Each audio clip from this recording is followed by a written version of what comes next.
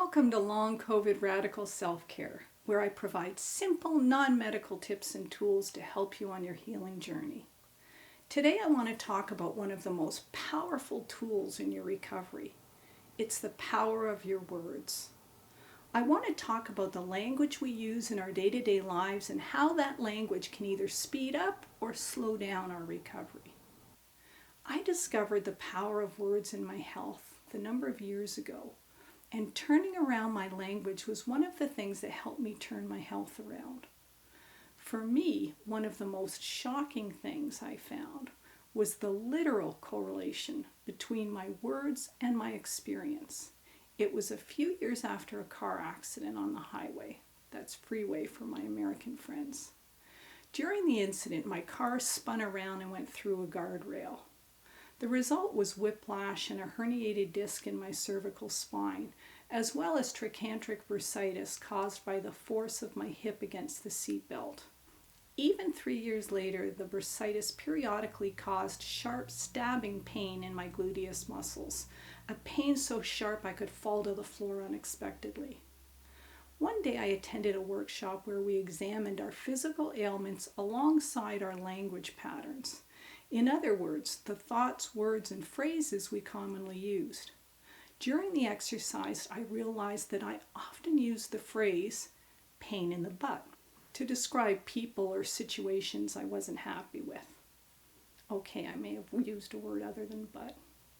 I suddenly made the connection between that phrase and the literal physical pain in my backside, the trochanteric bursitis. In the days that followed, I realized I also used the phrase pain in the neck, which aligned with the herniated disc in my neck. Now that's not to say that my physical ailments weren't real. I knew the car accident caused the bursitis and the herniated disc, but I also realized that the language I was using wasn't contributing to healing. You may want to think about your symptoms and work backwards. For example, if you have a lot of nerve pain, do you use phrases like, "You're getting on my nerves"? If you suffer from fatigue, is the phrase, "I'm sick and tired of it," part of your repertoire? Let me know what connections you make between your words and your symptoms in the comments below. Your discovery may help others.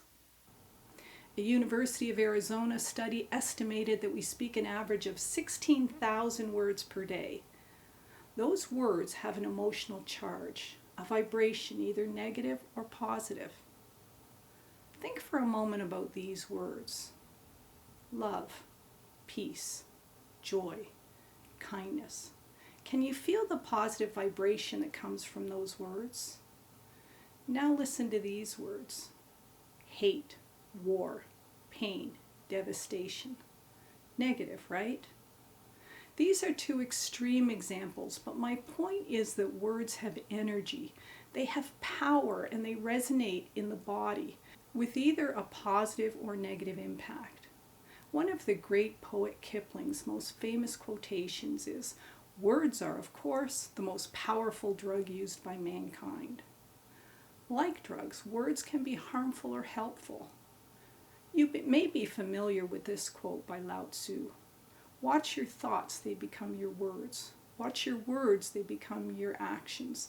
Watch your actions, they become your habits. Watch your habits, they become your character. Watch your character, it becomes your destiny. So to cut right to the chase, your words eventually become your destiny. Think about your daily conversations. What words or phrases do you use often? Are you frequently using words like tired or sick and tired or pain?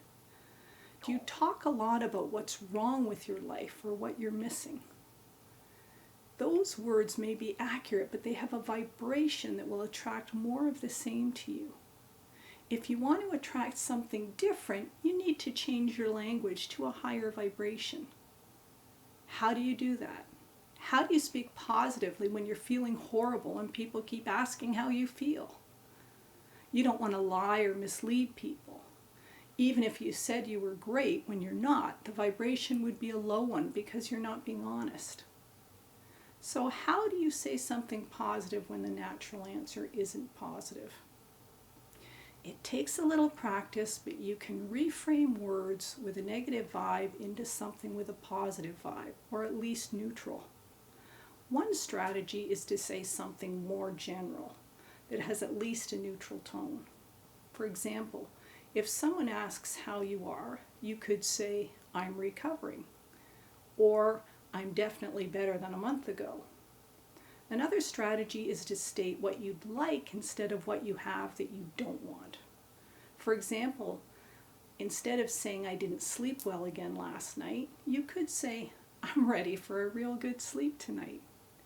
Instead of saying "I'm in a lot of pain," you might say nothing, or say, "I'll feel better when I take a hot bath." Instead of saying "I'm tired," you could say, "I'm ready for a rest." It feels lighter, right? Another strategy is to find something related that you're grateful for. Instead of saying "my legs hurt," you could say, "I am really grateful for ibuprofen today." If they ask about your sense of smell, you could say, "I can't smell yet, but there are times that's a good thing." If someone asks about your headaches, you can say, "I don't have one right now, and I'm grateful for that." You may want to have a chat with the people closest to you and let them know that you're working to focus on the positive, and it would help if they didn't often ask how you're feeling. Instead, you'll let them know if you need anything. A fourth strategy is to simply change the subject. They'll get the message. If someone asks how you're feeling, simply say, "I'd rather talk about your new job. Tell me all about it." Betty Eady, author of The Awakening Heart, said, "If we understood the awesome power of our words, we would prefer silence to almost anything negative." Maybe you can tell people about your symptoms on a need-to-know basis. Maybe your best friend needs to know why you're canceling your visit because you're not up to it, but your neighbor doesn't need to know when you bump into him in the elevator. So your assignment, should you wish to accept it, is, over the next week, become more mindful of the words that come out of your mouth.